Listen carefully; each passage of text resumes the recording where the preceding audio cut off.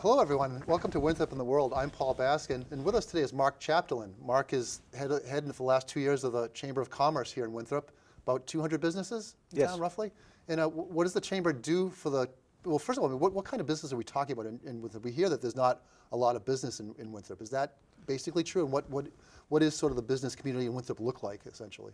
Well, we have all the restaurants essentially are members, or most of the restaurants are members. And we have a lot of small businesses, insurance agencies, carpenters, from single members to larger employers, like Twist and Shake is one of our larger members. Oh, really? Yep. Okay. And they, and various entrepreneurs in between are also members. Okay. So we do have kind of the whole array of memberships. The banks are all members, and mortgage companies. So we have a full array of different businesses. Yeah. And what do you do for them? Well, there's a lot of things. One is the legislative end of things. Certainly when new restaurants come to town, new businesses come to town, and they need to go through the licensing process. The Chamber has historically been there to help them with that, navigating town hall and the things of that nature. When new regulations come into town, the Chamber of Commerce will work with the businesses to assist with how it will affect businesses. And then kind of just being a general kind of cheerleader, so to speak, for the business community. Right. Go back to during the time of COVID when the businesses were all closed and the governor had us reopening for outdoor seating. The Chamber became very active in getting outdoor seating approved, right. The bylaw approved with the town council, right. The individual restaurants getting their outdoor seatings approved, and getting everybody open by that June 5th. So when everybody else was still trying to figure out where they were going to get tables and tents and parking bollards, our restaurants all opened on that date, and as a result, we had a 100% success rate, survival rate, coming out of COVID. The town didn't lose a single business during COVID? We didn't lose a restaurant. Wow, that's because of that. What you say is because the degree of cooperation you had between your organization and the town council, essentially. Yes. Yeah. Okay. And has there been some changes lately in the Chamber, and sort of structurally or anything like that? There has. So that work that happened during COVID. Betsy Shane was our executive director at the time. Recently, we have had a changeover. Diana Aliberti is our new executive director, and she is kind of bringing some new, fresh ideas to the Chamber. Right. And here we go. We're getting things underway. We're putting some new events together, and it's kind of an exciting time for the Chamber. And what do you see as a challenge or a major challenge for the business community here in Winthrop?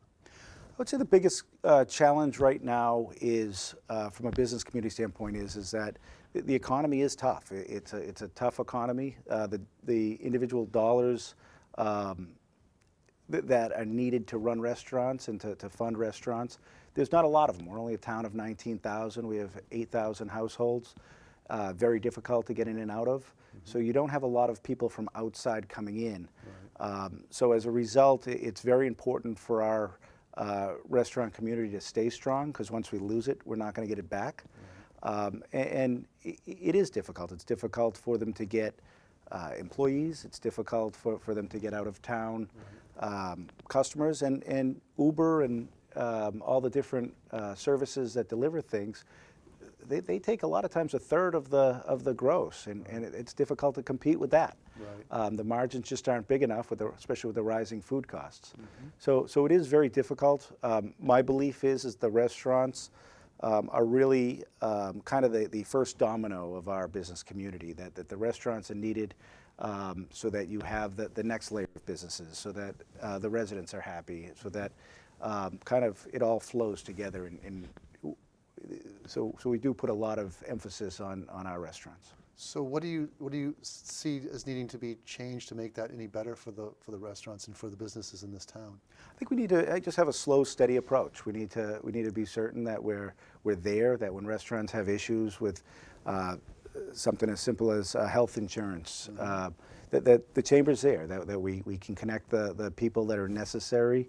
And put them in place so that if they do need assistance with health insurance or a new regulation, or recently the Board of Health had voted on a grading system for the restaurants. Okay. Now, the reality is, you know, one bad day for a restaurant, the dishwasher could be broken or something like that, and, Right. and the town comes in and puts a C on it for whatever reason. That restaurant's doomed. It's never coming back. A C means? Essentially a failure. I mean, Oh, and you said like an ABC kind of it's an grade? ABC Yeah, curve. yeah, I get So it. if something like that happened, it would be a really big problem. Yeah. The chamber has been against that ordinance. Right. It has passed. It's still technically on our books. Right.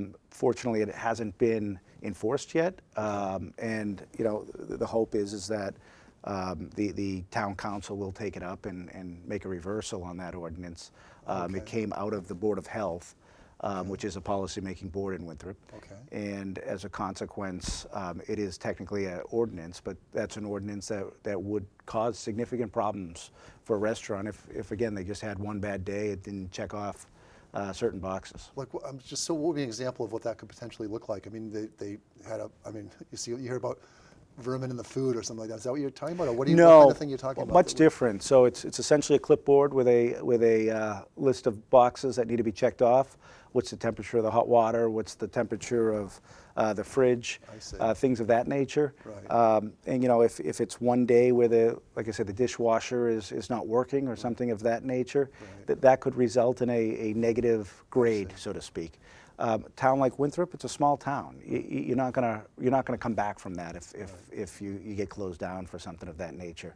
So I mean, it is certainly important to make sure that we're adhering to safety standards and that our restaurants are clean. But what's more important is to have regular inspections for the health department to come down and to keep their eye on things. And I think that would produce a safer environment than some arbitrary grading scheme. I see. So having the Department of Health come in and look a lot more often and sort of advise, but be sort of less on the punitive side, is what you? Yes, they should be working with the restaurants to be certain that the restaurants are doing what they need to do. A lot of times it's an education component. And how is Winthrop's position on that with this new regulation, as you say, not yet enforced, but as the new regulation, how does that compare to what we would see in other towns around here? We've seen it happen in other towns. Boston has it, but I believe Revere had it, and I think that they've since pulled back on it. So we haven't seen it successful in other communities. I think what's more valuable would be just a regular inspection, a regular process, checking on these restaurants, regularly making sure that they are operating a clean facility. So the inspections only take place at the town level? There's not a state system of inspections? No, there's the town level would be the first level of inspections. Certainly the ABCC would come in on a liquor serving establishment. I see, okay. Then individual testing takes place on the private end for things like soft serve machines and other things where bacteria counts are important. Right. So there is a level certainly of testing that goes on. So you also talked about the town being, as we know, kind of an island almost, and that makes it harder for restaurants because people don't want to come in and out of town as much. Is there a solution to that problem, or is that just a reality that we can't really do anything about? We just got to make sure it's a environment that the restaurants can be successful in, that the people of Winthrop will go to the restaurants. We need to keep it attractive for the restaurants. I mean, you got to remember, we got yacht clubs, we have private clubs. There isn't a huge alcohol bar business for these restaurants that other communities might have. So we're unique in that regard. Which you're saying that because that's a source of revenue, a major source of revenue is to have that component. Yeah. So to not have that is another factor that makes it harder in Winthrop. Yes. For a restaurant, yes. And the more we can showcase from a Chamber of Commerce standpoint, we can showcase these restaurants, the more people are going to know about them, the more people are going to eat local, Right. And the more people are going to go to them and patronize these restaurants, and the more successful they'll be. I mean, we have a very, as much as we're an island, and that's a negative, I mean, the positive is that we're an island. Yeah. We're on the ocean. You go to a place like Belle Isle Seafood. So many people go there and they say, "You're kidding me, there's outdoor seating right on the ocean here?" Right. There's beautiful outdoor seating on the ocean. Right. You have Ferranti's has a beautiful summer outdoor restaurant, essentially, right on the water. So with the city in the background. So we're very fortunate that we have the ocean around us. As much as it's a detractor, Right. And as much as it makes it difficult to bring outsiders in, Right. It does give us a lot of benefits too. But what we can do as a community is we can make sure as citizens we're out there supporting our restaurants, Right. that we're inviting others. And the stronger our restaurants are and the more that they're doing and the better that they're doing, it's going to become more attractive to the outside. So you mentioned the issue in terms of government, but what about the people of Winthrop? Do you get a feeling that the people of Winthrop don't want a business community any more robust than it is right now? I mean, of course, people like business, they like the revenue that come from it, but there certainly seems to be a sentiment in town that, you know, you don't want this town to remain fairly quiet, not to have a lot of hubbub. Do you feel that, like from your perspective, that there's this sort of public pressure to kind of really tamp it down and not be too ambitious? I don't think that's the case at all. I don't think it's ambition that we're concerned about. I think our bigger concern is the late nights, that the people in Winthrop, they don't want the restaurants open till 1, 2 o'clock in the morning. Mm-hmm. You know, we're neighborhood based. Many of these restaurants are located in the neighborhoods. And so, you know, where you have a restaurant and directly across the street, somebody's sleeping, it becomes very difficult to have that restaurant open beyond 11 o'clock. And I think what we find generally is we have very responsible restaurant owners in this town.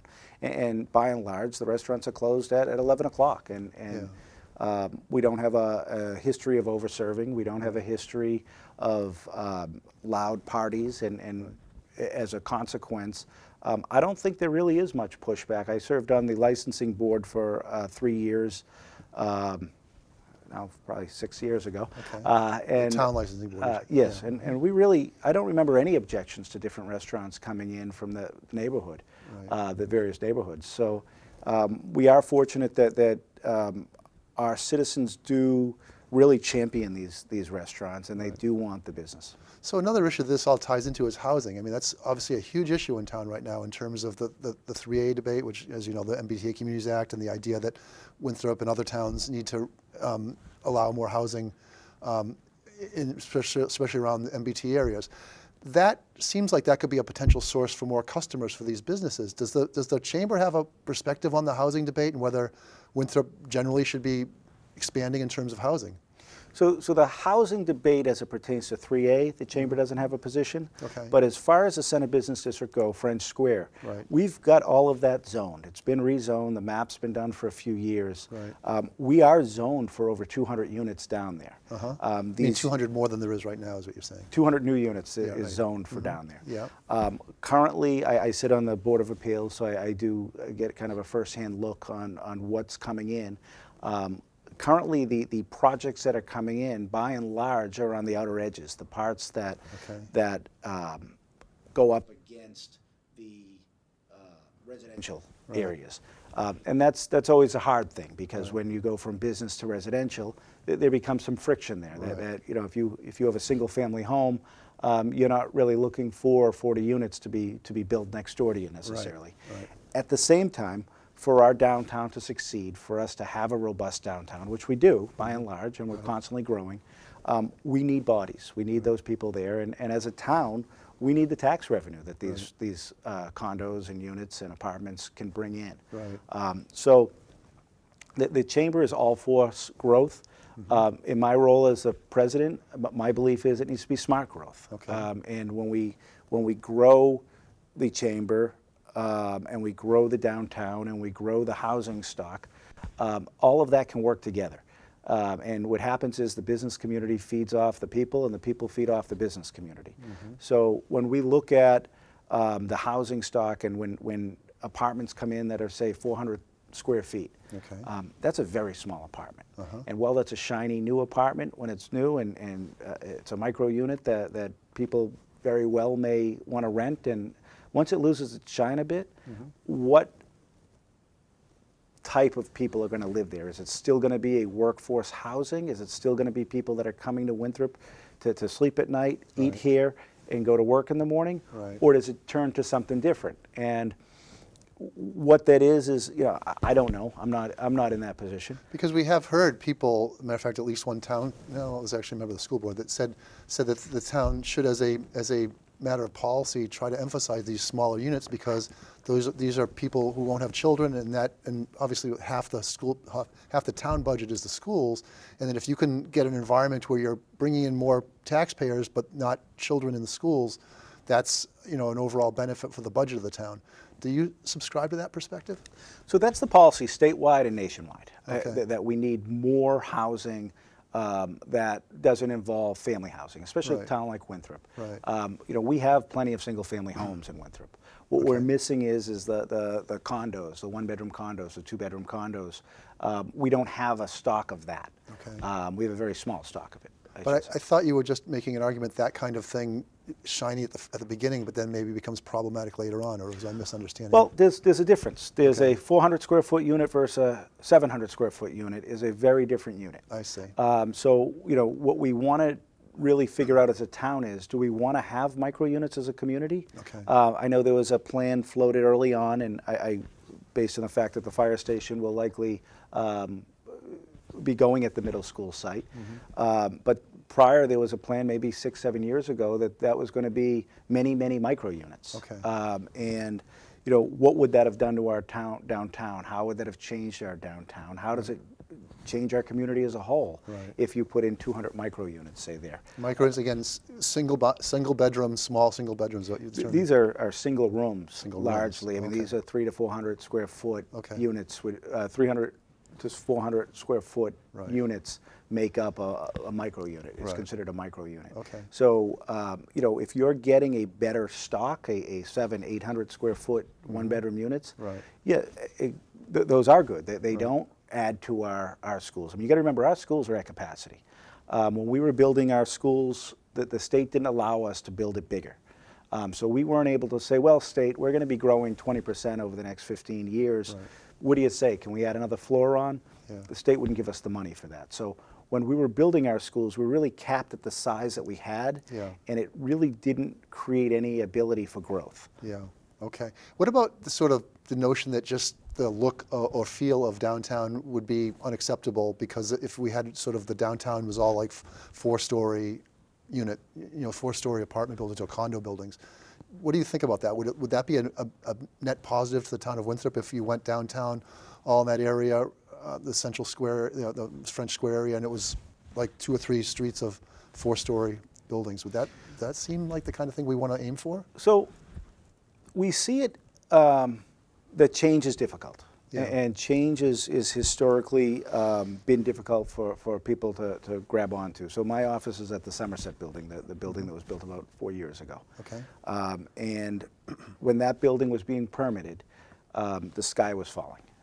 Everyone was against it. The neighborhood was against it. Just to be clear, you're talking about your building. You're talking about the Chamber of Commerce, or your building? Oh, I'm sorry. As My an office, attorney. where my You're- office is as an over attorney, at 20 as an- Somerset. You're professional. Yes. Yes. Okay. Go ahead. So where that office is, where that building is, and it's not my building. It's just where my office is. Right. Yeah. But where that building, when it was going up, there was a lot of concern. There was concern of the neighbors that it was going to irrevocably change downtown, that it was going to change the neighborhood, going to change the feel of Winthrop, Right. that it was going to cause outrageous traffic. Right. That building has, I believe, 26 units in it. Okay. And I can say as somebody that's there daily, and I don't see the traffic increase. I don't see the parking crisis. I don't see the change. And I think if you ask the people that were really concerned about it when it was being permitted, they would likely say, something, this is a net positive. This is a good thing. We took essentially an abandoned building, the old CVS building, that had water running underneath it. It looked like it was, should have come down a long time ago. Right. And in its place, we have a beautiful building. And that building really is kind of the benchmark we're looking at for the downtown. There you have the 1/3 of the first floor is commercial. Right. Then you have parking underneath. Because of the water table down there, you really don't have the underground parking, so it's typically first floor parking on these buildings. Yeah. And that building goes up 4 stories. But it's built in a way that isn't just this cookie cutter, in your face kind of sharp lines. It's unique. There's a lot of individuality to each unit and to the building as a whole. So the answer I think I'm drawing from you on that is yes, in so many words, that it wouldn't be a bad idea to have that kind of thing. Maybe have the buildings be interesting and unique and well thought of, but fundamentally it would be a good idea to have a bit more housing and businesses down in that area. It's zoned for 4-story housing. Yeah. It's zoned for 0.75 parking spots per 1-bedroom unit. Okay. As of right. Right. It's zoned for 45 feet high. Once you get if you're not abutting the residential district. Right. On the residential district, it does shrink considerably. Yeah. So it is already zoned for that. Yeah. And I do think it's a good thing in that area. Now, I'm not saying that every neighborhood should have that same development. I'm saying a center business district is stronger with that level of development. Right. So speaking of other neighborhoods, I mean, we hear some concern that we don't want Winthrop to become Revere, and I think of where that would potentially what people could be talking about, which is the parkway along the ocean. Is there any chance that in your mind that could happen, or that's pretty solidly residential? Although I mean, there's obviously the one restaurant there, the Italian restaurant, but otherwise that whole strip is residential and is likely to remain so. Fairly modest size. Is that your expectation? Stepping out of my role as the president of the chamber to answer that question, okay. And probably put my lawyer hat on a little bit more. Okay. What can happen there is you have what they call assemblage. So one developer could buy up multiple lots, right. multiple houses, right. And because you're on the ocean, those lots become very valuable if you can combine them and add multiple units. Right. So the idea of putting a 3A zoning overlay in a district like that, for example. Right. In my view, my personal view, not my role in the chamber, but in my personal view, sure. That's a dangerous component. Now, Yeah. 3A's got some negatives. 3A does not have a parking requirement. Okay. So that's an issue. Okay. The other issue is that you have by right the ability to put some of these units a higher density than what's currently there. Single family zoning no longer exists. You mean by right in the 3A districts? If it's a 3A district. Which is not in this case. And the proposal right now in Winthrop is not to have that be part of the 3A, but instead have Seal Harbor, Governor's Park, and a bit of downtown. Correct. Right, okay. But all the areas have been floated at various times. Okay. So if something like a 3A that overlay did take over on the beach, that would be a problem. Right. You still have the issue, though, where because it's oceanfront, okay. if you do combine several of those lots, right. and it's ripe for development. Right. There's nothing that says that a developer can't go to the planning board and to the Board of Appeals and seek the right to build multiple units there. Okay. There are some large lots there, right. and it certainly could get developed. Is that necessarily a bad thing? I think it's. I think it's not necessarily a good thing. I think it'll lose some of the charm that makes Winthrop Beach right. Winthrop Beach. Right. But at the same time, I think it is really good housing stock for people as they leave their homes and want a smaller apartment Yeah. or want to downsize a bit. We're blessed to be on the ocean. Yeah. You've mentioned a few times now parking and cars and getting out of the town. Winthrop is a completely car-centric town that nothing else is basically made room for other than cars. Is that sustainable, you think, and wise for this town and its future and its budget, for that matter? So I've heard various schools of thought. One school of thought is that people don't want cars anymore. That Everett model on the Parkway is kind of the new model, that people come in and they don't want the parking spot. Yeah. I don't quite see it that way. Mm-hmm. I see it as, we're a very cold community. It's freezing out 3 months of the year. Okay. We are really only accessible by bus, Okay. and it makes public transportation not super attractive, especially for those tough months in the winter.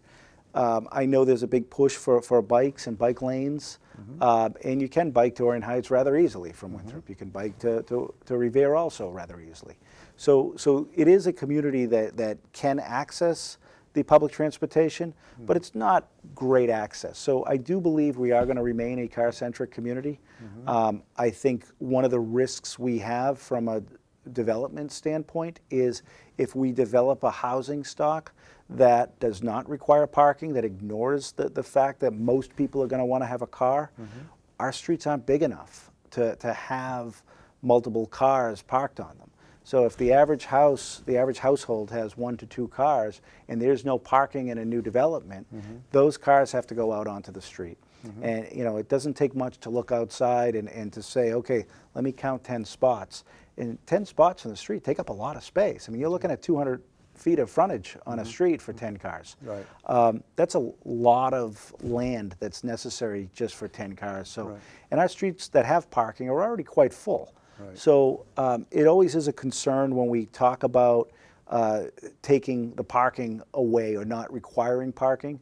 One of the ideas that were floated under 3A was that the Center Business District doesn't necessarily, that would make a great overlay district for 3A. Okay. The concern there, though, is and there's no parking requirement anymore.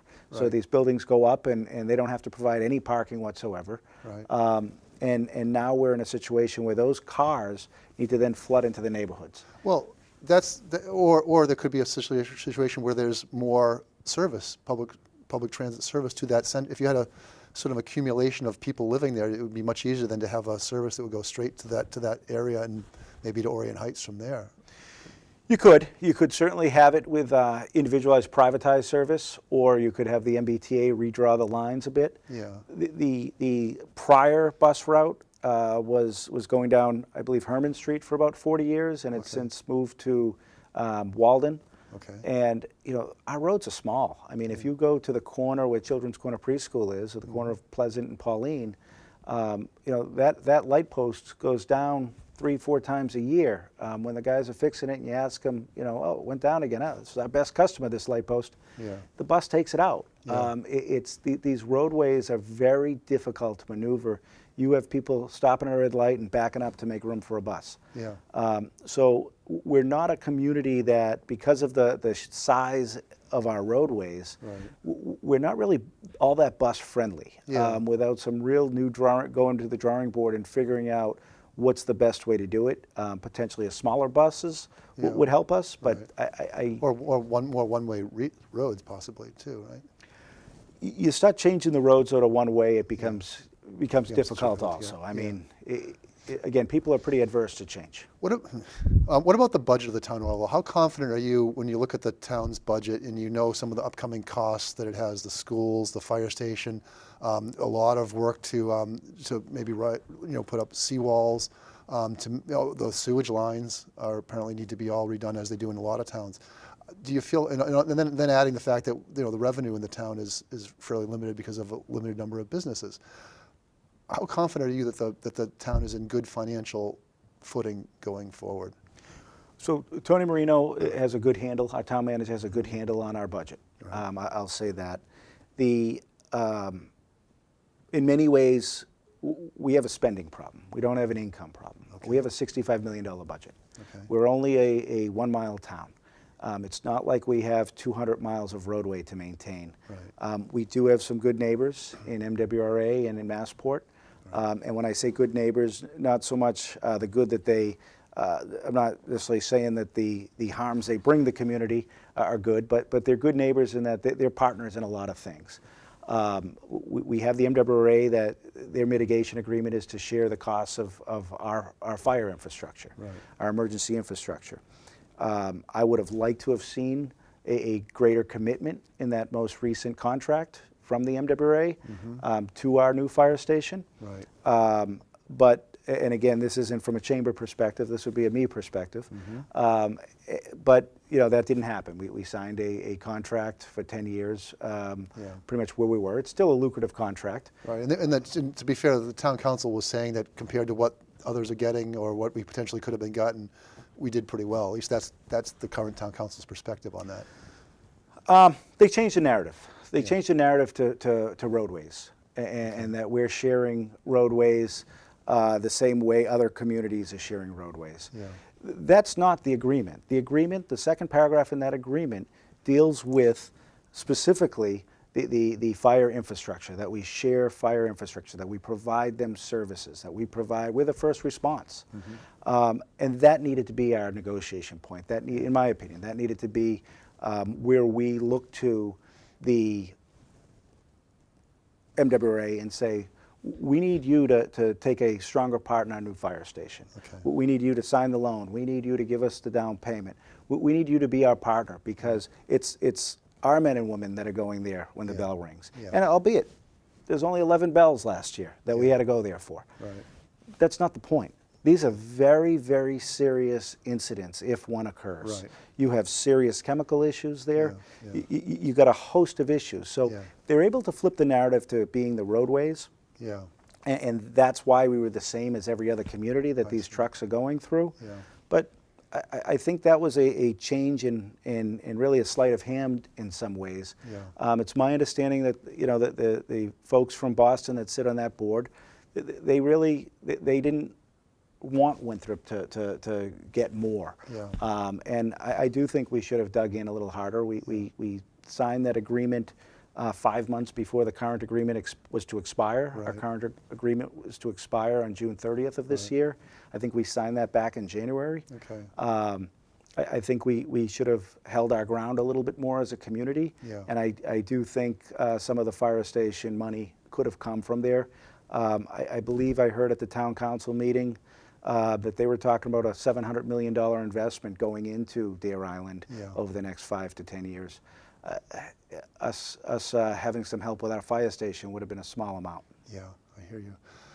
We're at time, but thank you. Again, this is Marc Chapdelaine, the president of the Winthrop Chamber of Commerce. Thank you for the time today. Thanks for having me.